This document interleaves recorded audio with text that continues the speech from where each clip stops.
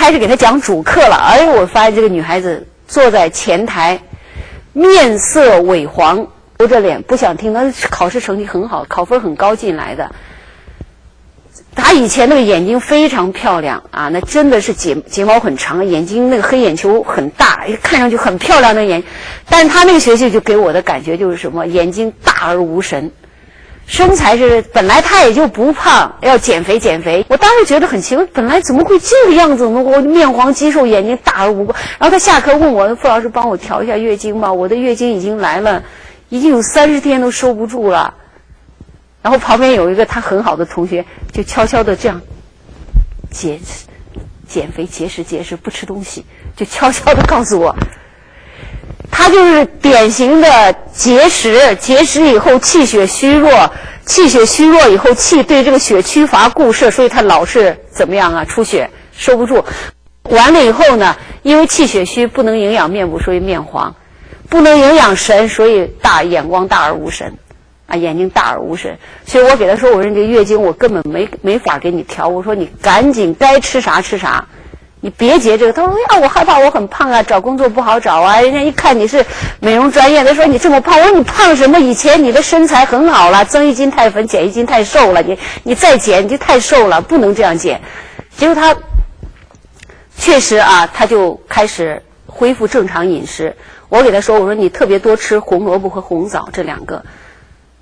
啊，然后吃了一段时间呢，再开一些4君子汤啊，4君子汤吃了月经很快就收住了，但是体重上来，本来体重挺好的啊，这体重一上来之后呢，又往上又走了5斤，她懊悔不已。大家注意，女孩子一定不能靠节食来减肥啊！你过度的节食，你想想，你要做好充分的准备，你节食能不能节一辈子？能不能节？你节1天可以，2天可以，你节1个月可以，你能长时间做吗？美食当前，你能控制得住吗？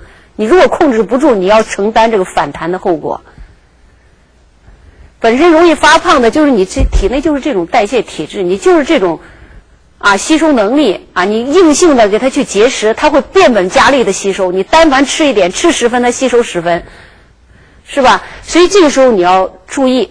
啊，要注意，在这里边我就给大家说了，就是说营养不良的这种现代绝对的营养不良，没东西吃，这个现在很少见了。我见的就我个人的经历，见的最多的就是节食，女孩子、空姐、模特、演员，那还有在娱乐时尚风气带领下追求排骨女郎感觉的这种女孩子，哎呀，这个很多。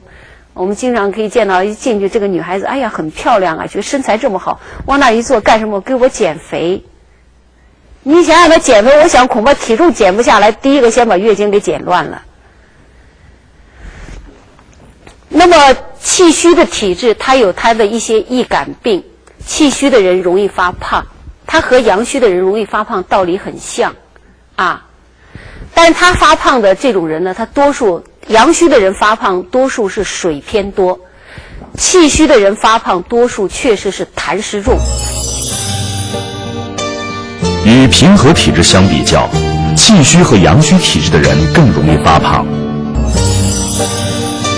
那么对于因气虚体质而产生的肥胖，人们又该如何应对呢？为什么呢？我们知道这个人的脾胃虚了以后，它会有2种结果，一个它的营养来源少，气血化源不足，所以它可能表现为消瘦，面色萎黄。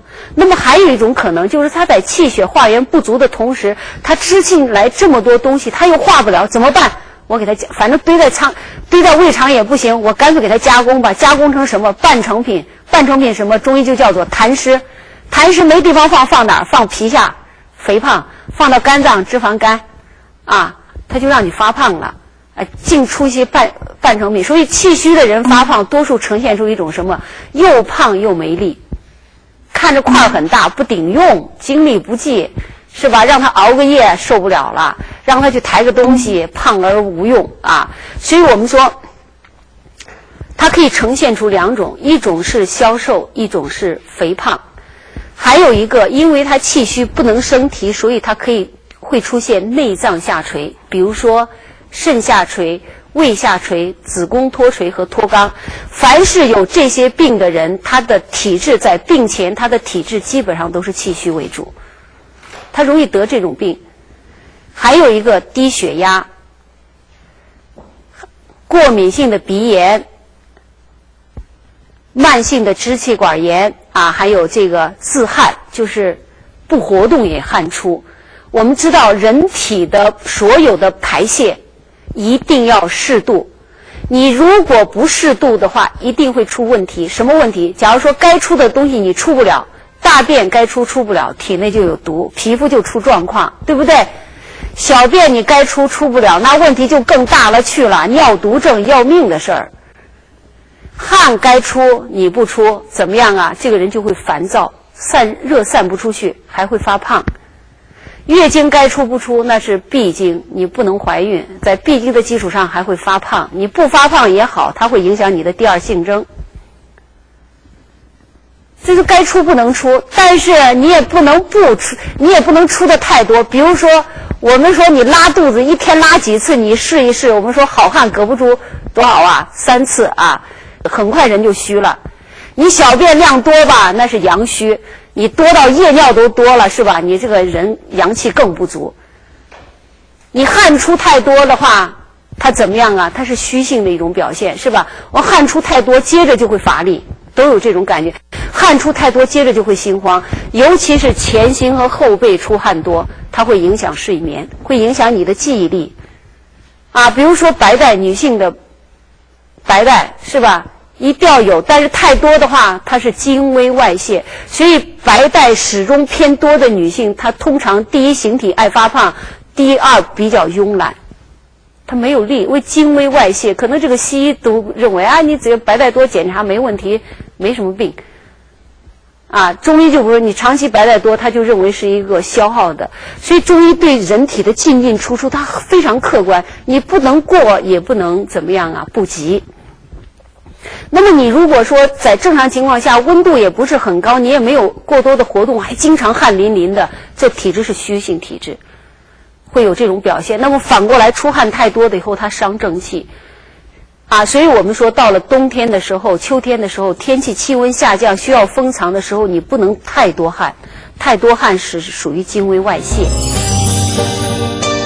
气虚体质的人除了容易发胖外，往往会表现出比较慵懒。除此之外，还有哪些其他表现？人们如何才能改善气虚体质呢？